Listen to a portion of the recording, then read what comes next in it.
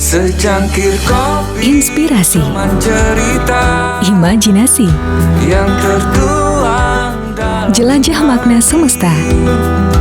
bebaskan Kopi teman cerita. tercipta. Dan jangan lupa nyalakan loncengnya. Gitu. Tapi kan bisa jadi ini juga Om Rustam, esensi atau enggak minimal pesan buat itu kan sepanjang tahun itu bisa didengar. Iya, misi sebenarnya bisa ke situ. Jelas, maksudnya kita lemparkan ide ini biar berkembang di kepala orang. Kalau dicuekin ya udah nggak apa-apa juga. Tapi kalau ditangkap ini jadi sesuatu yang bisa gerakan moral, wih, gitu. Ya kita seneng lah. Maksudnya apa yang kita kerjakan ada manfaatnya, ada hasilnya. Ya banyak sih sekarang diundang, tanda kutip lah, diundang ke sana ke sini. Cuman entar dulu lo mau ngapain, kata anak-anak, lagunya aja belum dirilis gitu. Lo kebanyakan ngomong. Diundang apa? Instansi atau media atau? Aduh jangan disebut ya. Maksudnya ada lah beberapa pihak yang ayo kita sowan, ketemuan apa gitu. Wah seneng kita respon. Maksudnya kita direspon ini gitu. Cuman kan lagunya juga belum jadi. Mau ngapain? Lagi kan ini bukan kapasitas gue. Kan ini Jenderal Maya, yang nanggung kan tuh anak bertiga gitu. Gua kebanyakan ngomong tuh anak yang bodoh mah bingung sendiri loh gitu loh. Jangan lo habisin. Itu punya dia kan, tinggal balik ke merekanya nanti. Tapi ya lihat ya kalau albumnya keluar tiba-tiba jadi begitu. Amin. Gue doain pokoknya orang-orang yang sama sih Cok posisinya Cok waktu kita zaman dulu menghidupkan generasi biru. nah Kan revolusi juga itu. revolusi gitu. juga ini. Ya terus ya sama aja gitu. Maksudnya memang tugas kita ini gitu loh. Ya kebetulan generasi biru gue pakai juga bakal judul buku gue gitu loh. Maksudnya kan ada waktu itu generasi biru juga menginspirasi banyak kalangan untuk melakukan perubahan. Sampai akhirnya waktu reformasi 98 lagu-lagu kita sama Iwan Fals yang jadi lagu kebangsaan waktu di DPR itu gitu kan. Ya nyampe udah di situ doang. Buat kita apa? Ya udah biasa aja gitu loh. Nggak ada apa-apanya juga gitu. Tapi gue rasa generasi zaman itu kayak ada lagu Pak Tani, Tuturi Handayani. Iya lagu Hebung turun ke jalan itu lagu kebangsaan gitu loh. Barengan nama lagu Bento, barengan Bongkar. Itu kan maksudnya di era reformasi itu jadi sesuatu yang menggugah gitu loh. Iya. Artinya lagu-lagu itu menemani orang-orang yang Iya. Ya itulah maksudnya lagu-lagu kebangsaan itu memang posisinya di situ gitu. Nggak muluk sih. Kita nggak muluk bahwa itu akan jadi lagu kebangsaan gitu. Maksudnya cuman kayak misalnya Indonesia Raya. Indonesia Raya kan diciptakan jauh sebelum tahun 45 gitu loh. ya. Maksudnya pada saat 45 lagi bergolak, banyak orang-orang yang merasa takut, merasa tiba-tiba lagu itu jalan sendiri, berani gitu. Oke. Belanda kaget gitu kan, menjajah kaget. Wih, ini kok tapi orang-orang udah langsung istilahnya mencantelkan harapannya di lagu itu gitu. Ya. Lagu itu trigger terbesar untuk kemerdekaan ini gitu loh. Untuk kemerdekaan waktu itu gitu loh. Maksudnya fungsi lagu bisa sedemikian gitu loh kan. Jangan main-main. Tinggal ya pada saat itu gue yakin Wage Rudolf Supratman juga waktu bikin gak punya pretensi apa-apa. Dia cuma nuangin setulusnya aja. Betul. Kalau dia punya ada titipan misi nggak jadi itu lagu, gue yakin. Ya, Pada begitu juga kita waktu bikin nggak ada titipan dari si A si B, lu bikin lagu kayak begini nggak ada. Bikin aja. Nanti sejarah yang akan mengambil lagu itu gitu loh menempah. Iya. Sejarah yang menjawab itu. Iya, yang mengambil. Padahal lagu itu bisa momennya pas. Tak ya. Momentum ya. Cuman ya lagu itulah trigger kemerdekaan kita gitu loh. Orang-orang yang tadinya ngumpet jadi berani. Orang-orang yang tadinya berantem di sini jadi bersatu gitu loh. Di bawah lagu itu gitu. Ya gue berharap juga lagu-lagu yang kemarin kita bikin, ya mau lagu Bento mau siapapun Bento nyantelnya kan. Mau lo aliran apa kayak ya istilahnya kayak begitu gitu loh kan. Artinya Sebuah lagu itu memang mampu men-trigger. Yes, men-trigger sebuah pergolakan. Di trigger biasanya sama lagu gitu loh. Revolusi Revolusi dari lagu. di luar negeri pun juga gitu. Iya. Ada yang demo bawa lagu. Iya, dan Misalnya. kalau gue bilang yang kayak begitu nggak bisa dibikin lagunya, ya kan? Lagu Halo Halo Bandung, Ibu Kota Priangan itu ya pada saat kejadian nggak ada itu lagu kan? Setelah kejadian baru dibikin. Maksudnya pada saat momentum itu kita nggak bisa bikin apa-apa. Ya. Itu bisa diambil dari yang dulunya atau misalnya lagu-lagu ya John Lennon deh, ya kan? Itu kan era Flower Generation. Yeah. Setelah Flower Generation-nya lewat berapa tahun baru jadi kan? Bohemian Rhapsody, Imagine atau lagu-lagu itu kan setelah itu dapat momentumnya baru sananya gitu loh. Tapi yang menggerakkan Flower Generation lagunya gue nggak tahu tuh, nggak ada kayaknya. Iya, ya. Cuman gerakannya doang gitu loh. Sampai akhirnya jadi yel-yel. Mungkin yelnya waktu itu turunkan siapa gitu doang kali ya, teriak-teriak doang ya. Yang simpel. Iya, belum ada gitu loh. Tapi kalau ada lagu yang betul-betul itu gila. Kalau gue baca kalau sejarah nih, coba agak sejarah. Yang paling itu apa lagu kemerdekaan Prancis, Les Miserables gitu maksudnya. Itu kan orang Marseille datang ke Paris untuk memberontak. Terus tiba-tiba ada seorang prajurit nyanyi lagu itu, yang lain satu pasukan ikut nyanyi. Begitu nyampe Paris, satu kota Paris ikut nyanyi. Akhirnya jadilah itu loh, revolusi di situ gitu loh. Terus 100 tahun kemudian baru ditetapkan sebagai lagu nasional. Udah lama, tapi kan maksudnya lagu ini udah zaman dulu udah ada gitu loh di kota Marseille gitu loh kan, adanya di situ gitu loh. Itu cuman tongkrongan warung kopi yang merasa tertindas atau apa gitu loh, nyanyi ke bawah sama dia, kena, tapi karena kena sama spiritnya gitu loh. Tertindas ya. Jadi gitu loh. Begitu juga terulang di Indonesia Raya gitu loh. Ya. Nah sekarang kalau Jenderal Maya ada kritik-kritik yang sangat tajam. Itu dia, tajam semua. Tajam dan mewakili ada satu lagu yang Pancasila sudah ya, itu kan ada lagu yang itu ada yang lagu yang ceritain tuh ada kartel akhir zaman. Tapi ada juga lagu yang tongkrongan kayak Slow La Gang gitu lucu-lucu. Terus ada lagi lagu yang waduh spoiler gue jadi. Ada gue nanya nih. Terus tadi gue janjian nggak usah kita ini spoiler ya kan. Tapi aja albumnya. Gila deh gitu loh. Gila deh pokoknya seru banget deh. Gue sendiri deg-degan nungguin nih gitu loh. Iya. Sampai entar malam meeting mesti biar nge-push nih. Ayo cepetan keluar gitu. Entar malam doi janjian nih. Para jenderal nih. Enggak, ini meeting produksi. Okay. Orang-orang yang produksi itu gitu. Jenderal mah udah dengan mimpi yang lain orang-orang itu gitu loh. Di pesantren Jombang kemarin rekaman tidur sama siapa? Maksudnya dikasih ruangan? Ada ruangan. Jadi kan apa sih namanya itu Wisma. Ada berapa kamar gitu loh. Ada satu kamar yang dikasih AC, kasih kasur gitu loh. Gua hari pertama datang, begitu Pai datang, Pai minta hotel. Jadi kan yang punya hotel juga yang punya mereka punya hotel bintang 3 lah, maksudnya bagus lah, aman lah. Tam, Bong, lu ikut. Jadi gue 2 kamar gitu loh. Pai ada sama Iyul. Iya, Pai sama Iyul, gue sama Bongki. Nah, gue pasang satu extra bed siapa yang mau ikut. Ada Mucis ikut besoknya, terus ada siapa gitu loh di situ. Nah, jadi di hotel itulah kita bangun tidur, sarapan, kita ngomong lagu, ketik, tulis wah gitu loh. Tapi gini, Om Rustam, gue panggil Om Rustam aja deh. Biar gue akrab, gue sok muda nih kan. Apa namanya? Ini buat gue menarik nih, kita bahas BTS sedikit. Biasanya kan pada saat produksi kan kita ngomongin kreatif. Nah, karena ini bisa satu kamar, barangkali mau tidur aja ngomong ngoceh gitu. Iya, gue lagi mau tidur nih, udah mau pules nih. Bongki nanya yang berat. Bangun gue, plak jadi. Iya, akhirnya nggak tidur gitu kayak kita ngulik lagu gitu.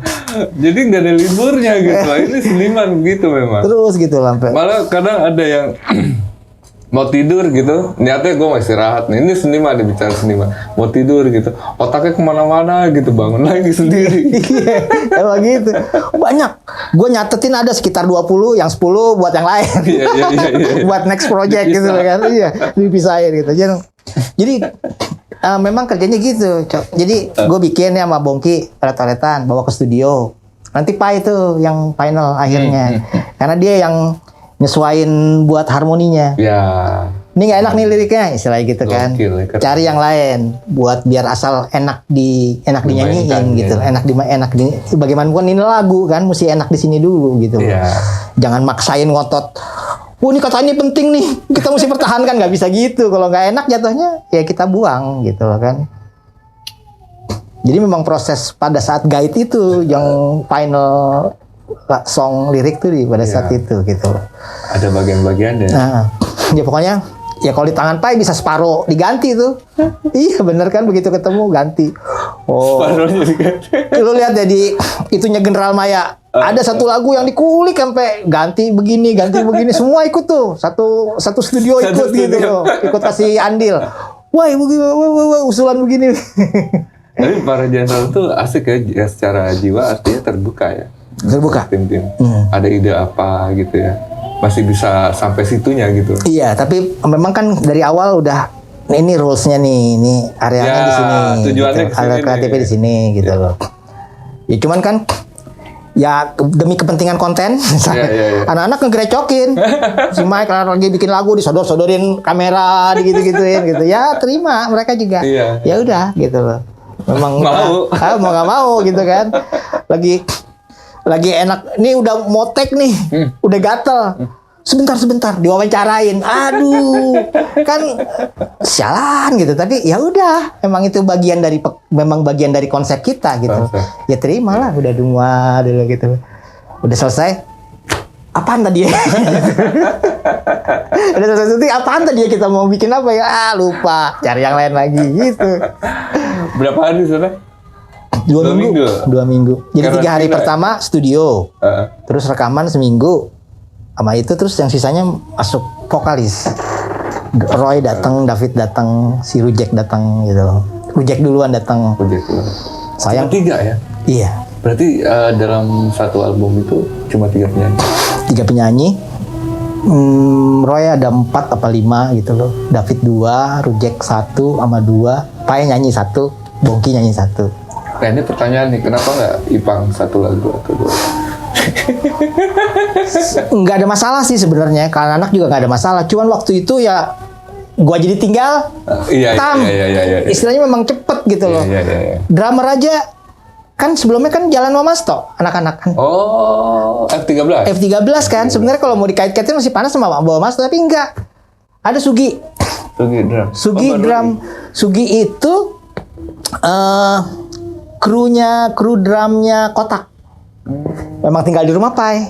Oke. Dia bantuan di rumah Pai gitu. Jadi ya mungkin kalau lagi pas malam iseng ngejam dia main Dia drum. main. Wih, ngeri gitu.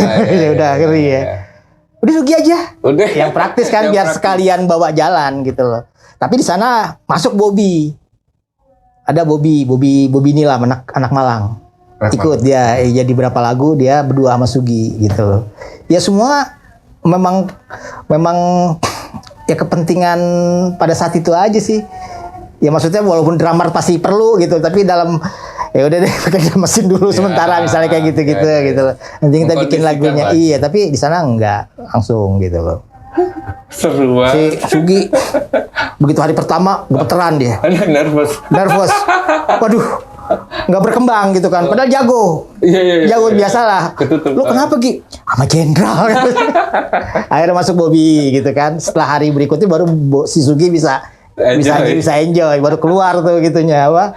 Idenya. Ininya, skillnya, energinya keluar gitu. Sebelumnya ya, wah, Oh iyalah, gemetar lah. gemeter lah. Waduh. Dia cuman krunya Kotak. Itu suruh main sama jenderal gitu. Gemeter lah Sugi. Sorry deh Gi, emang begitu kejadiannya. Tapi hari kedua, hari ketiga gitu. Ya akhirnya dia bisa ngikutin setelah gak demam panggung gitu loh baru. Anyway, Om Bim ada komentar gak? Belum ketemu, gue belum ngobrol. Nah, kemarin gue syuting siang sama Mas To, terus malamnya sama dia lagi, nggak sempet ngobrol, nggak sempet apa gitu. Kalau Mas To sendiri? Ya Mas To dia kan bagian dari itu kan. Iya. Tadinya Dia baru tahu, gue kesana deh, mau ke Jombang, udah mau habis toh gitu. Ya biasa aja gitu kan. Ya udah, jasa proyek maksudnya kan ini gitu. Asik ya, asik banget ya. Ya itulah. Cuman aduh gue sayang gitu kan. Paling mungkin dalam hati begitu, tapi kan ya biasa aja gitu loh. Ya biasa normal lagi, kayak biasa lagi. Soalnya kan 3F13 sama 31F sama Mas To kan gitu. Iya. Tapi kan waktu kemarin jalan sama Jenderal Maya. Dan waktu itu juga beda. Dan memang on the spot lah sebagai yang begitu mereka dapat gagasan itu, mereka bulat. Langsung eksekusi. Besok rekaman. Tam, jadi rekaman. Tapi buku lo sama itu belakangan ya. Tapi setuju ya kalau misalnya energi itu juga terhimpun segitu besarnya karena agak longgar schedule karena pandemi. Iya. Jadi kita juga udah satu juga udah kelamaan di rumah kali ya. Udah kelamaan di rumah. Tiba-tiba ya alhamdulillah masih ada proyek gitu kan. Keluarlah semuanya di situ gitu. ST ya. ST. Sehat tentram. Gue mau coba tuh rokok itu kayak.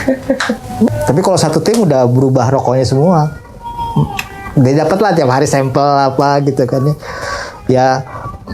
Beberapa temen buka agen. Di Potot juga buka agen rokok STI ya, Mas Adri itu. Jadi kan memang dari Mas Adri kenalnya kita awalnya. Jadi mereka sebelumnya kan bikin film Wage itu. Mereka bikin film Wage sama John Derantau. John Derantau ngajak Adri ngajak Indra ke situ. Indra udah lama dulu, terus Oxytron dia berlanjut sama Oxytron. Bip datang ke situ dikenalin, mereka sempat bikin video klip, bikin apa. Jadi memang hubungannya udah sebelumnya udah ada gitu loh, udah ada jejaknya. Udah gitu dibangun ya. Jadi begitu ngobrol udah tinggal ketemu aja konsepnya nih, yang sekarang nih gitu loh. Sama-sama punya visi yang sama aja, punya visi yang sama, ketemu sarang yang sama, difasilitasin, jadilah gitu. Nah, balik ke buku Generasi Biru. Di sana kan ngapain aja sih dulu di Potlot sebetulnya? Ya belajar juga cok gue waktu itu, maksudnya ya awalnya dulu kan gue datang ke Potlot, gue masih aktif gue di rumah punya teater di rumah, terus ikut festival teater remaja. Wah, gue cerita di sana, wah asik Tam, ayo udah kita bikin apa namanya, lu sini, ntar gue bikinin musiknya. Jadi main lah festival gue yang diiringin sama slangnya dulu. Iya, zaman Bim Bim, Bongki, Bang Denny, Welly, Mas Adri, iya, ngiringin, terus kita ikut festival dia ngiringin gitu loh. Ya masih cemen semuanya sih, gagal. Karena musiknya paling berisik dibanding musik yang lain gitu loh. Orang lain kan kira-kira 20-an? Kuliah, gue ada kuliah nih ya, awal-awal itu ya jam 20 kali, baru mulai 20. Ya gue melewati masa muda yang luar biasa gue di situ, terus terang aja. Jalan sama 5 orang slang ke seluruh apa aja dibukain deh gitu loh istilahnya. Ya seneng, maksudnya gue secara pengalaman, secara spiritual, dan di situ memang ya banyak lah belajar di buku itu. Misalnya gue cerita proses pembuatan lagu, ada di buku itu. Misalnya gini, ternyata kita bikin lagu bukan sekedar, ada proses transfer energi. Iya, jadi misalnya dulu kan kebiasaan slang album kalau bikin lagu tuh, dulu kan main apa sih, langsung musik dasar dulu, dan apa sih namanya istilahnya? Apa gaet atau ngejam atau apa? Iya, langsung ngejam di situ gitu loh kan. Drumnya doang yang diambil. Iya. Nanti bassnya baru ngisi ulang. Gitar juga isi ulang, vokal. Jadi pada saat ngisi ulang itu, misalnya kayak Bongki ngisi ulang, yang lain pada nonton semua. Pada nonton itu sebenarnya terjadi proses transfer energi. Si Pai yang lagi bikin melodi belibet, begitu ditonton, dikasih support, jadi bagus melodinya. Maksudnya? Jadi tertata atau bagaimana? orang yang kita, jadi misalnya kita kayak gini nih, kita Amang nih, kita transferin energi gitu loh, kita tonton, kita kasih, kita apresiasi, biar hasil yang positif dari dia keluar. Dan kalau semua orang, akhirnya yang terbaik yang keluar dari diri dia gitu loh. Ya. Jadi ya proses, ya lu juga maksudnya di band kan kadang-kadang suka teman kita ngeband kita tinggalin gitu, kita ngerokok ngopi ke depan, nggak begitu sebenarnya cowok. Sendiri ya kalau gitu. Dia sendiri. Tapi beda loh, kayak Indra dari dulu sampai sekarang dia nggak bisa ditemenin. Oh. Beda proses, suruh keluar semua dia sendiri ngisi. Makanya waktu dia ngisi lagu Memang, dia kan anti sama Rolling Stone. Iyalah. Dia. Kok tiba-tiba waktu ngisi Memang bisa honky tonk? Itu kesurupan setan Brian Jones apa? Maksudnya kan kayak gitu kan? Enggak, dia tuh agak sedikit itu apa? Agak sedikit unik ya? Unik dia. Unik. Jadi dia tuh mengambil energi dari alam dan sekarang baru kelihatannya. Dia kan apa? Anti studio. Ya kan dia mau berusaha menemui alam karena dia dapat energinya dari alam, timbal baliknya dapat dari situ gitu loh. Ya. Dan pada saat lo itu semua kalau dibawa dalam perjalanan sehari-hari, itu kan maksudnya tiba-tiba satu orang kayak Bongki tiba-tiba kalau dia lagi dapet istilahnya jadi selain lo ada suka dapet inspirasi yang melampaui ekspektasi, tiba-tiba kita dapet ide yang wow gitu, dahsyat itu karena proses itu gitu. Jadi misalnya kayak gini, Bongki, orang kan kalau lagi penuh energinya kan ngocol. Yes. Dia ngocak kayak atau dia apa kayak. Dia ceramah ya kita semua gitu loh. Semua itu gitu loh. Nggak melulu di studio. Tiba-tiba dia dapat konsep kampungan misalnya. Kampungan kan tuh positioning yang canggih waktu itu gitu. Maksudnya gue kampungan, lu mau bilang apa lo? Gitu loh kan. Iya. Oh, itu ditangkap. Bikinin lagu, dijadiin si Bim ambil kertas terus lirik gitu kan, jadi di situ gitu loh. Maksudnya proses itu berlangsung sepanjang boleh dibilang dari 1 sampai 5 juga masih jalan. Oh di 5 udah mulai agak nurun deh gitu loh, mulai asik-asik sendiri. Masih sendiri gitu loh, nggak datang rekaman atau apa. Tapi konsep sama udah mereka pegang. Ya. Kiatnya udah punya gitu. Jadi makin tetep, matang ya maksudnya. Ada itu bisa. Ya misalnya waktu di album keempat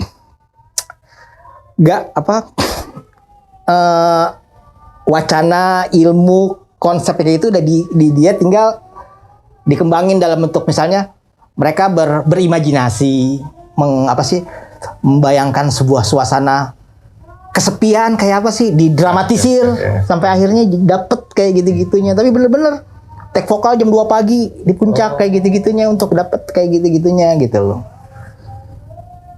Nah itu pelajaran buat gue gitu loh kan. Gue maksudnya kebetulan buku itu gue tulis setelah 20 tahun kemudian. Jadi gue sempet menyerap, menimbang gitu hal-hal itu kira-kira kok waktu itu kita bisa begini? Oh karena ini. Gue tuangin, gue tulisin gitu loh. Oh kenapa kok bisa begitu? Oh karena proses ini kita bisa begitu. Oh karena ya itunya tuh coba. Maksudnya kalau misalnya buku itu gue tulis 10 tahun yang lalu mungkin nggak dapet gitu loh. Setelah COVID bengong, banyak mikir, banyak baca, banyak ini akhirnya gue terus inget lagi kayak kontemplasi gitu kan. Iya, kejadian-kejadiannya apa? Gue kait-kaitin. Oh ternyata waktu itu apa sih sebenarnya yang kita bikin yang dibutuhin bikin lagu, apakah ide? Enggak, ternyata quality control paling penting. Quality control. Iya. Biar gue belajar juga nih. Tahu jadi kayak enak. Maksudnya gini, justru kunci kita modal kita kan quality control. Kita punya standar. Kadang-kadang ide yang biasa aja kalau nggak nyampe standar ya kita nggak pakai dong, gitu loh. Atau kita punya kemampuan untuk memoles ide yang biasa aja menjadi sesuai quality control. Nah untuk mewujudkannya lu butuh skill, lu butuh wawasan untuk mewujudkan itu gitu loh. Maksudnya. Dan itu yang selama ini maksudnya ada gagasan, ide, dapat nggak nih quality controlnya. Nah pada saat itu semua mempunyai satu persepsi quality control slang. ada ide cocok nggak nih sama quality control kita gitu kan? Oke, iya. Tinggal digabung, dirangkum jadi satu lagu. Ya kan? Tapi semua udah sama gitu. Maksudnya satu grup tuh udah merujuk sama itu gitu loh. Oh gitu ternyata. Gagasan bisa dari mana aja. Ya. Yang sepele-sepele juga maksudnya bisa jadi luar biasa kalau misalnya gitu loh. Gagasan bisa dari mana aja. Makanya gue sempet ngerasain sih. Karena gue ngeband juga. Iyalah. Ranger nih. Gue sembarangan ngomong.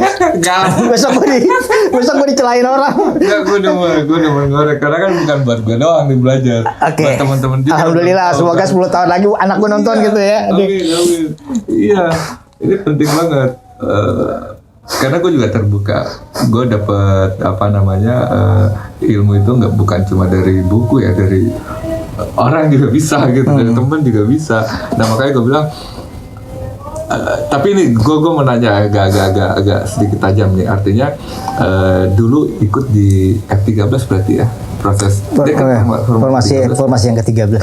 Artinya dengan dahsyatnya mereka itu, satu punya gagasan bisa disambut, terus nimbrung satu. Artinya di situ kan ada sesuatu kekuatan yang bergejolak dalam arti untuk positif ya, untuk karya. Artinya mereka udah pada tahu nih cara mainnya bagaimana gitu kan. Yang sekarang ikut nggak? Kalau sekarang Mungkin ada bedanya kali. udah masuk, udah jadi mekanis. Ya. Kalau misal di General Maya udah tinggal main lihat muka.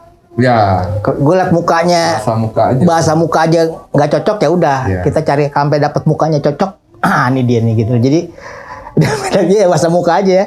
Bahasa tubuh sudah. Bahasa tubuh udah nggak ini lagi, udah mekanis. Mereka juga kan penjelajahannya udah lebih jauh lagi gitu. Maksudnya ya melalui buku itu penjelajahan gue. Mereka kan juga menjalani proses sendiri kan, punya persepsi sendiri, punya teori sendiri, punya rumus sendiri gitu loh kan. Tapi sekarang disatukan di bahasa muka, bahasa tubuh. Ya. Kalau gue lihat mukanya Indra nggak enak ya jangan dipakai gitu kan istilahnya kan. Dia juga nggak mungkin bilang nggak enak gitu. Ya. Dia juga masih. Nah, tapi kalau udah mukanya dia enak, ya itu dia trust sama dia gitu. Kalau yang slang yang sekarang ada terlibat? Enggak, gue nggak ikut Sama itunya, nggak sama sekali. Medianya mungkin atau apanya? Gue malah kemarin waktu di Virgo kan Ya. udah marketing, udah bukan proses kreatif lagi. Terakhir gue proses kreatif yang itu Revolusi Harmoni, yang sama orang-orang slang, maksudnya sama Bim Bim, sama Rido, sama Kakak, sama Opi, politik lah waktu itu kan jatuhnya tuh Revolusi Harmoni. Tapi secara itu ya gue jalan. Setelah itu lewat gue bikin album. Album yang apa sih namanya? Gue produserin bertiga sama Bim Bim Mopi, Rumah Harmoni. Itu konsepnya gila, Cok. Tapi nggak laku. Apa? Secara laku nggak fisik. Maksudnya lagunya, terus penyanyinya, materinya jempolan. Secara teori udah waduh gitu loh kan. Ini pasti nih gitu loh. Maksudnya gini, pada saat lo lagi hip di atas, lu kan tahu psikologi masanya. Betul. Iya kan? Lu tahu dah yang lu lempar ke gini ke fans lu ditelen gitu loh. Tapi ternyata Rumah Harmoni nggak sebegitu yang kita bayangin. Politik. Orang begitu, waduh, ini udah anti, sebuah karya apa juga nggak bakal masuk deh. Udah nggak mau didengar, mau sebagus apapun gitu loh. Itu yang ya hindarin lah zaman sekarang kayak gitu. Mau ngapain juga gitu loh ya kan. Iwan Fals saya bisa dimaki-maki sama fansnya, istilahnya kan Ya, betul. kurang ajar istilahnya, cuman akhirnya lagu yang dulu kita agung-agungkan bisa kita maki-maki loh gitu loh kan. Karena perbedaan, jadi fanatisme politik itu lebih besar daripada idola atau apa-apa gitu loh. Wah iya deh, untung anak BIP nggak sama sekali nggak gitu loh kan. Nah kalau statement slang bahwa nuansanya politik. Oh ada, dia punya dasar pemikiran sendiri. Maksudnya dia bukan karena berpolitik punya niatan nyari posisi atau dia minta jadi dirjen atau apa, enggak. Dia karena dia ngelihat ada satu figur yang menurut dia kan tahu nih situasi kayak bagaimana, ya gue taruh dukungan gue di dia gitu loh. Maksudnya karena dia support sama figurnya gitu loh. Ya gue nggak tahu 2024 dia naruh ke siapa karena Pak Jokowi udah nggak bisa gitu kan. Ya itu ya lihat aja. Cuman bukan, mereka punya dasar pemikiran itu maksudnya. Ada dasarnya. Ya mungkin kita punya dukungan gitu loh. Iwan Fals juga punya, maksudnya punya ya kenapa nggak? Ini kan bentuk amal kita gitu loh, maksudnya gitu. Dulu kan kita teriak-teriak cari pemimpin, nyari yang kayak gini. Sekarang udah ada nih, gitu. Iya kan? Ya udah taruh dukungan kita di situ, gitu. Konsekuensinya lo dimarahin, biarin aja, gitu. Itu masing-masing boleh punya aspirasi, gitu. Ya gue dimaki ya, gue terima aja. Pilihan gue begini, tetap gue nggak bakal goyang gitu. Ya masing-masing pilihan aja gitu. Begitu juga apa yang dilakukan sama di Jenderal Maya sekarang gitu kan. Cuman kalau ditanya lo beroposisi sama apa? Enggak. Dia nggak mendukung yang sekarang atau yang kapan, tapi dia mendukung para pahlawan yang sudah tidak ada suara-suara mereka, yang perjuangan mereka yang kita dukung sekarang gitu. Nah itu yang oke Pak. Artinya lebih ke pejuang-pejuang. Iya, suara mereka lah yang kita perjuangin. Kalau sekarang ya kita udah terlanjur ada di distorsi yang kayak begini. Cara keluarnya juga kita nggak ngerti. Gimana caranya nih? Udah nggak bisa diapa-apain nih. Kita udah diwarisin ini turun temurun, udah makin ruwet. Iya, makin ruwet gitu. Kita nggak bisa ngapain. Tapi ini gue ngomong berdasarkan apa sih? Iya, suara-suara para pahlawan yang udah nggak ada itu. Ya gitu. Nah, itulah penerus sesungguhnya sebetulnya. Gitu ya, amin. Iya kan? Malah lebih di atas ya, maksudnya posisi kalau mau diukur dari posisi kan, gue ingat kata-kata ada kiai yang saya cintai juga, Gus Mus. Dia nggak mihak, gitu-gitulah. Dia malah di tengah atau enggak, paling enggak dia menunjukkan bahwa kita nggak ke kiri banget, kita nggak ke kanan banget, di tengah aja, lebih bijak gitu. Iya. Yang kayak Gus Mus, terus Mustafa Bisri, siapa sih namanya? Aduh, yang bukan di Jombang tuh. Aduh, kok bisa lupa deh. Masih ada kok sekarang. Ya memang dia nilai-nilai itu. Sekarang banyak loh datang ke gue. Maksudnya ke kita gitu loh, melalui gue DM Facebook. Ayo dong, kapan mau ketemu sama ini, sama iya. Ya rata-rata yang orang-orang itu maksudnya diarahin dia ke situ deh. Aduh, gue buka Facebook gue. Maksudnya bukan dari yang politik, bukan dari politician gitu loh. Tapi orang-orang yang ya mereka ya sekarang aja karena gue baru datang ke pesantren aja baru paham. Mungkin di mereka tuh udah lama gitu loh. Udah lama. Cuman ya gue nggak tahu deh. Ya kalau zaman Gus Dur frontal kalah. Nggak bisa difrontalin begini, nggak bisa dihadepin. Ya kan? Bisa kegeser Gus Dur gitu. Ya, cuman tetaplah hidup nilai-nilai itu di sana gitu. Ya di sana dipelihara, yang kayak gitu-gitu dipelihara orang-orang itu. Aduh, siapa kok namanya, gue bisa lupa lagi gini. Ya banyaklah tokoh-tokoh gitu, ya kiai-kiai itu. Tokoh kiai kita banyak juga yang punya story-story yang lebih akurat, memangnya masih. Dia lebih canggih pasti lebih canggih lagi story. Ya itulah, aduh namanya apa sih kalau istilahnya tuh? Ya gila lo, kiai itu umur 92 tahun, Cok. Itu masih jernih loh, nginget momen-momennya, nginget itu-itunya gitu loh. Ya apalagi itu udah lebih tahu lah detail-detailnya, lebih ini lagi gitu loh. Ya mungkin akhirnya balik lagi sampai misal gue mau bongking sampai pagi ngobrol gitu, gila Hitam kita bisa ada di sini misalnya kayak gitu-gitu. Berarti semua perjalanan hidup kita dari dulu, dari A sampai Z dipersiapkan untuk momen ini. Begitu mikirnya. Emang iya, emang betul. Iya. Kalau gue percaya itu. Bukan kebetulan, jadi memang kebetulan. Kita dipersiapkan. Sampai kita bisa ngobrol kayak gini ada garisannya. Iya. Kegeeran maksudnya, tapi ya juga gitu loh ya. Makanya gue bilang Om Rustam, kita kan terakhir ketemu pernah manggung kita bareng Slang Power Slave itu sama Slang di Ancol. Kayaknya mungkin itu yang terakhir kita ngobrol-ngobrol. Ente megang bip itu. Oh itu. Di Virgo, acara Virgo di Ancol. Selain main, gue juga main. Nah itu terakhir kita ketemu tuh. Iya. Artinya gini, gue pribadi nih, nggak apa-apa deh, kita ngobrol. Setiap hari gue tuh gue anggap surprise malah. Gue kadang nggak terlalu banyak mikir bagaimana hari esok gue atau lusa gue terlalu jauh gitu. Tapi hari-hari gue aja. Hari ini yang mesti ya. Hari ini yang dirasain gitu. Ya benar. Kalau nggak kita nggak peka, nangkep yang apa sih? Ada sesuatu yang baru yang berubah gitu. Kalau kita masih asik sama yang ke depan atau ke belakang, iya benar. Makanya gue alhamdulillah nih bisa ketemu. Iya coba, sorry juga deh, gue kadang-kadang kalau misalnya kepala gue perpustakaan, separuh udah kebakar, tinggal bagian yang masih bisa keungkap aja, yang bisa, ya sekarang gue kais lah, apa yang masih bisa dihubung-hubungin gitu loh, dikumpulin. Keren banget. Makanya cerita-cerita kadang-kadang, apalagi zaman dulu deh, aduh sorry dah, gue juga, gue bandelnya belakangan berhenti, anak-anak masih udah itu gue masih bandel gitu, jadi memang untung deh masih kepala gue masih bisa gitu. Kalau enggak udah hancur semua kali gitu.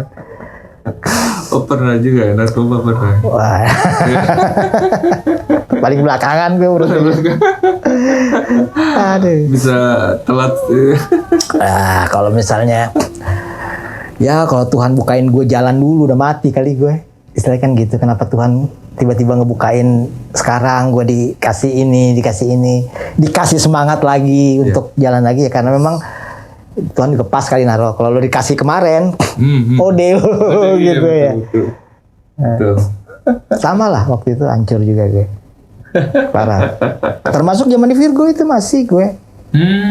Cabut gue dari Virgo. Abis gue mau keluar Roxy depan.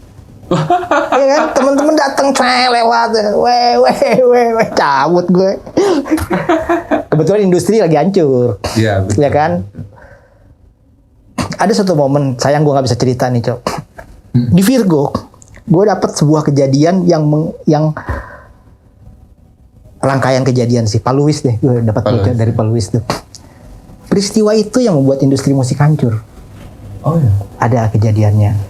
Tapi gue nggak boleh spoiler deh, sayang nih. Ada lah di buku itu penutup closing peristiwa itu, closing dari buku gue peristiwa itu. Sejak itu ya udah gue berhenti semua, gue berhenti kerja dari Virgo, beat juga gue stop, berhenti. Gue juga bandel lagi, sampai handphone hilang atau apa udah nggak mau nyari, akhirnya gue lah buru-buru stop. Gue udah punya anak waktu itu kan, udah deh gue bener-bener keluar. Ada 5 tahun gue sama sekali ganti handphone, sama sekali nggak ada hubungan sama musik deh. Dagang gue sama bini gue, usaha apa gitu. Bener-bener stop. Sejak itu dan bener hancur musik setelah itu kan gitu loh. Nggak, maksudnya memang gue keluar ya memang lagi gitu. Ya, pas sih momen. Pas. Keluar sampai berapa tahun, adalah 4 tahun apa 5 tahun si Pai dapat nomor telepon. Jadi Pai itu bini gue kan kerja di asuransi, insurance. Pai itu nasabahnya dia. Jadi dia dapat nomor bini gue. Nyambung lagi. Bini gue wah ada telepon dari Pai. Wah iya, wah seru. Iya Pai, gue dagang gini. Sekarang gue udah berhenti gini. Oh iya udah. Tam, lagu Nyandi Liani mau di apa namanya? Recycle. Mau di recycle. Lu mau duit nggak? Mau. Gue jalan ke dia. Ketemu di situ. Nah berapa hari itu akhirnya ada bininya Ari Kojek. Ari bininya Kojek. Dia mau ngidupin PMR. Oh, apa? Joni Iskandar dan kawan-kawan. Akhirnya ini Om Budi sama Om Yuri baru meninggal kemarin. PMR. Tam, lu mau nggak? Waktu itu juga dasar gue bukan orang dagang ya. Udah bosen gimana sih, Cok? Aduh. Gue udah gelisah deh. Pokoknya gue udah mau balik ke habitat nih gitu loh. Mau balik ke habitat. Akhirnya dia nawarin, Tam, pegang promosinya PMR. Waduh. Gimana ya gitu. Udahlah jalan deh katanya. Ya udah jalan gue sama Lia waktu itu. Gue Lia, Dado drummernya Dado, Flowers, Flowers. terus sama ada lagi, aduh, dokter siapa tuh produsernya tuh, aduh gue bisa lupa, memori gue udah kebakar. Udah jalanin itu, yo mulailah masuk ke, gue bawa PMR, maksudnya ke Indosiar lah, PMR Jawa awal mulai bangkit. Abi sama Abi itu. Abi Ucing timnya tuh mulai ke Indosiar kemana, PMR lah waktu itu kan ya. Kenal lah, ketemu lagi Habitat ya ketemu. Udah jalan-jalan gitu, Opi, kemana aja lu? Ya kan, mulain deh ngobrol-ngobrol lagi. Mulain Facebook kan, rame tuh. Gue bikin status lah. bikin status cuplikan lagunya ini apa namanya, Rolling Stone. Aduh, apa sih? Gue nggak tunggu gue nggak nunggu cewek cakep, apa sih? Gue tunggu Waiting on a Friend. Begitu gue tuh, anak-anak masuk semua. Ayo lo gitu kemana aja lo gitu. Jadi Facebook udah lama tuh nggak pernah gue aktifin situ, mulain lah. Aktif, telepon, ketemuan, iya. Ya Opi gitu. Tam, si Bim kan baru pulang dari ini Bim udah nggak Bim lagi tuh waktu itu kan, udah bener-bener deh, gue nggak ikut jalan lagi lah. Nggak ikut jalan. Mereka tetap jalan kan, sama Ipang, rekaman bikin album apa-apa, gue udah. Tam, lo Bim baru pulang dari Solo tuh, lo mau tahu nggak menteri zaman sekarang siapa aja? Yuk kesana aja. Datang gue bertiga, ngobrol di pot-pot, gue Bim Opi, ngobrol. Ya udah, ada Dani Pete besoknya, ngumpul semua, bikin rumah harmoni. Di situ lah bikin rumah harmoni, bikin lagu, bikin kegiatan yang apa namanya, yang di Istora, yang bulan puasa tuh bikin konser, yang menentukan lah waktu itu. Wah, lagi ketat-ketatnya kita bikin konser itu, akhirnya elektabilitas bla bla bla ke situ. Itu gue ikan. Jadi rumah harmoni itu awalnya kita bertiga. Tapi akhirnya rame kan, udah situ udah banyak, udah melibatkan banyak. Cuman dari situ selesai itu gue bikin album Rumah Harmoni, ya mulai masuk ke industri lagi. Tapi industri udah hancur waktu itu kan. Udah lama ya udah sambil sekali-sekali lah, tapi tetap keepin kontak sama anak-anak, baru yang itu lagi masuk. Via Valen. Itu dia. Baru ya, ayo welcome sekarang gue di sini lagi gitu. Lama hilang ada ya beberapa tahun lah, hampir 10 tahun terakhir lah gue nggak seaktif dulu gitu loh. Iya. Tapi karyanya oke. Siap, komandan. Kemarin gue ditanya sama Bas Denny tuh, sama Mas Tom. Tam, lu kan berteman sama anak band dari zaman dulu. Kenapa lo nggak main musik katanya? Iya. Nggak bisa gue, Cok. Padahal alat bertebaran di mana-mana, guru di mana-mana. Nggak usah gue belajar sama anak band, makrunya juga bisa gitu kan. Tapi emang gue nggak feel ke situ. Gimana sih gue? Gue lebih tertarik nulis, bikin konsep. Lebih ke situ gitu. Konseptor sih. Lebih ke situ ya. Ya kayak nulis buku itu kan awalnya gara-gara gue terpancing untuk nulis Facebook, Instagram. Iya. Gue nulisin pemikiran kan gue. Bedanya, iya itu kan pemikiran. Tapi rupanya itu proses penulisan. Iya. Gue belajar di situ. Belajar menulis, belajar mengendapkan. Beda maksudnya sama bikin lirik atau apa gitu ya. Spontan. Iya. Kalau gue mau pilih misalnya gini. Lirik sama puisi bedanya?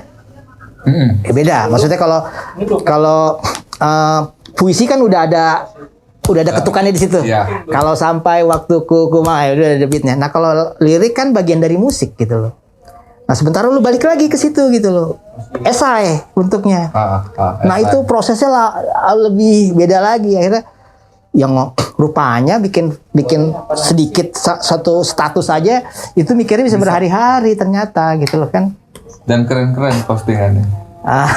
Sampai akhirnya berujung sampai nulis buku gitu loh. Maksudnya semua itu pun gara-gara kepancingnya gue gara-gara Ahok kalah masuk penjara. Tiba-tiba terpancing gue untuk mengeluarkan opini gitu loh. Betul. Wih ke situ gitu.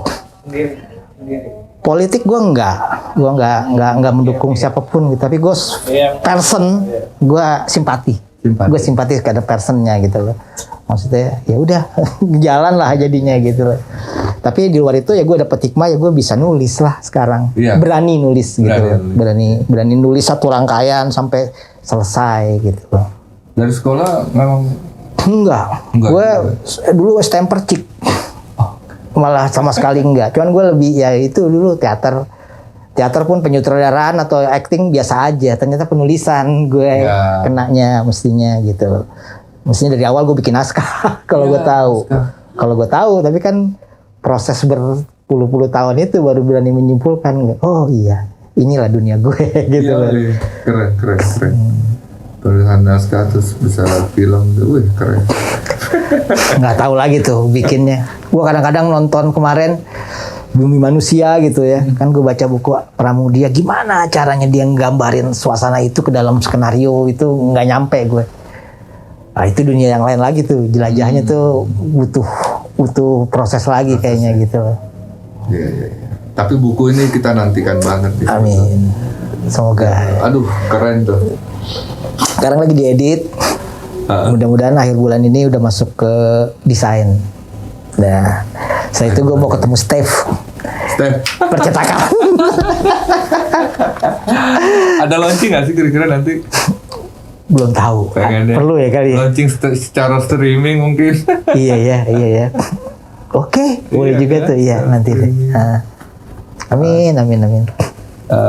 Stempel Generasi Biru. Ya kita nantikan bukunya, ini rekomen banget gitu loh. Jalannya juga ketemu aja lagi. Di saat gue lagi butuh biaya buat ini, tetap ada proyek Jenderal Maya. Orang lagi susah-susah, tetap ketemu aja jalurnya, jalannya kan tek ya. Gue nggak tahu deh nanti buat cetak butuh berapa puluh juta, gue belum ada duitnya sekarang. Tapi insya Allah gue yakin akan ada ketemu jalannya. Kayak gitu deh. Amin. Semua ya gue jalanin aja lah. Ya tulus-tulus aja gitu loh. Tahu rezekinya kebuka pas. Di saat lagi butuh ada gitu. Itulah orang kaya, Pak. Kaya ya. Orang kaya tuh ada uang atau ada kesempatan di saat dia butuh. Amin, mudah-mudahan ya. Iya kan? Ya cari sponsor sekarang susah ya kan, lagi zaman begini. Susah. Sponsor juga bingung mau ngapain ya kan. Alhamdulillah ketemu. Iya kan? Iya. surprise. Stempel Generasi Biru. Stempel Generasi Biru. Apa tadi ininya? Iya. Biar kita stempel nih generasi sekarang. Ya gadget. di akhir bukunya gue bikin kriteria. Ya kita kan termasuk generasi kita. Generasi revolusi lah. Ya, generasi revolusioner kan, zaman kita kan semua kritis dan pemberontak. Kita melawan ini, melawan berontak. Kalau generasi sekarang kan kalau kita lihat ya semua serba bukan gue bilang jelek sih, tapi maksudnya ya karya yang mereka terima sekarang udah lengkap dengan jawabannya. Iya kan? Lo dapet drama seri yang syarat makna, tapi misteri pencariannya kurang gitu kan. Lo dapet film kolosal digital yang memenuhi fantasi lo gitu lo kan. Ya, maksudnya ya kemudahan lah istilahnya. Segala sesuatu udah disajikan oleh sistem di meja makan, lo tinggal makan. Akhirnya generasinya lemes. Kalau gue lihat nih, gue contoh anak gue aja, gue lihat ya, ini lo bakalan jadi generasi sapi perah lo. Ya kan, generasi yang terima nasib. Makanya generasi biru ini kita ayolah kritis lah lo. Yang bagus kan kritis terus analitis. Analitisnya bagian Google lah. Kita cuman menumbuhkan kritisnya melalui ya spirit tahun 90-an kita gitu. Betul. Nah, nilai-nilainya apanya. Maksudnya kan ya sosok yang mewakili generasi biru untuk distempel ini pasti tanda kutip agak beda lah. Nih, maksudnya kan nggak semua yang sepantaran kita dan di era kita yang seperti begitu, berarti kan masih sah gitu kan. Nah yang ini keluar lo semua, keluar, jangan malu-malu. Lo tularin energi lo tularin pesona lo sama anak-anak kita biar mereka, lo nggak perlu ngasih penjelasan apa berantem di sosmed apa, nggak perlu, lo cukup nyaman aja. Ya. Lu cukup tampil dengan nyaman, semoga adik-adik kita, anak kita terinspirasi. Wih, kok bisa begitu gitu loh. Akhirnya mereka nelusurin, apa sih yang bikin lu bisa sedemikian pedenya? Oh, ternyata spirit zaman dulu tuh begini gitu loh. Penting banget kira-kira tuh. tuh. Penting Iya. banget tuh. Iya, biar agak seimbang lah, dan kita kasih sumbangan lah. Masa sih kita ngeliat anak kita sekarang begini banget sih, lemes bener gitu loh. Generasi mie instan. Generasi mie instan. Iya, soalnya sekarang sorry itu saya jadinya maksudnya apa ya? Ya semua udah dimanjain, mata, telinga, tapi spiritnya kayak gue kadang-kadang ngamatin apa lagu-lagu BTS apa gitu, pemberontakannya tuh pemberontakan kurikulum sekolah. Ya. Gue bisa bilang, maksudnya gue berani deh dilawan dah, gue sama ARMY terserah deh. Tapi itu pemberontakan yang udah bener tanpa misteri gitu, terpola gitu loh. Terus para avant-garde sekarang atau filsuf sekarang juga ya semuanya serba kemasan, semua langsung ngasih jawabannya di situ gitu loh. Kita kan nonton drama seri sekarang kan langsung padet gitu kan. Padet, Wah, ya. kayak begini. Padahal ya beda lah, maksudnya. Ya jangan bandingin bahwa musisi zaman kita itu lebih pinter main musik ketimbang joget-joget koreografi gitu kan. Atau lu nggak bisa bilang bahwa actingnya Robert De Niro lebih bagus daripada jalan cerita yang gimana gitu. Maksudnya kan alur cerita yang kuat itu kalah lu sama actingnya Robert. Zaman kita kan begitu. Kalau sekarang kan enggak, alur ceritanya kuat, aktornya juga jadi ikut ke katrol padahal actingnya kosong misalnya kayak gitu. Atau musisi sekarang, coba lu main gitar, gue pengen lihat gitu kan. Maksudnya ada istri-istri gitu kan yang nggak bisa, yang mereka nggak nemuin sekarang, karena mereka nggak punya pembanding. Dari kecil udah terima kayak begitu. Nah sekarang kita kenalin nih, zaman kita begini loh. Perjalanan buat memahami satu karya aja tuh lu butuh penelusuran, butuh belajar, butuh apa, hingga lu punya kepercayaan diri buat berkicau di tongkrongan, ya kan? Betul. Berkicau di tongkrongan teman-teman yang nggak paham, gitu kan? Itu kan sesuatu gitu. Kalau sekarang kan nggak, datang udah pinter, ya kan? Udah pinter, udah jago, udah ngerti segala-galanya. Tinggal main selera aja, tukar informasi. Yang penting sekarang apa? Bikin sensasi. Gimana lu ngebangun sensasi? Ya nggak apa-apa sih, itu zaman lu kali. Cuman coba lu lengok. Generasi zaman kita tuh, nah itu stempel generasi biru maksudnya gitu. Stempel generasi biru. Kira-kira. Keren banget. Nah, cepat jawab cepat. Oke. Kita mulai dari sekarang. Deg-degan gue nih. Kakak slang atau bim slang? Bim. Temen dari kecil. Udah lama gitu loh. Temen dari kecil. Dari kecil. Ya bukan nggak gimana, sama kakak juga gue ada memori, cuman maksudnya ya kalau lu tanya gitu ya begitu jawabannya, spontan. Masto Siddhartha atau Ivanka Slang? Masto Siddhartha, baru syuting gue kemarin. Fun. Denny MR atau Denny Petek? Denny MR, baru WhatsAppan. Cepet jawabnya. Iya. Bongki atau Pai? Bongki, ntar ketemuan gue meeting. Habis ini gue jalan ketemuan meeting sama Bongki. Iya.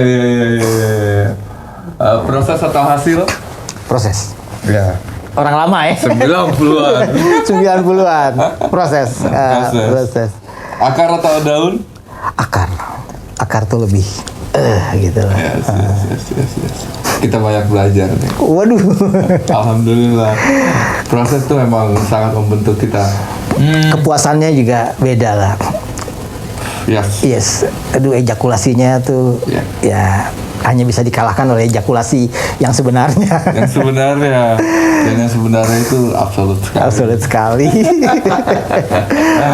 Keren. Satu lagi yang terakhir.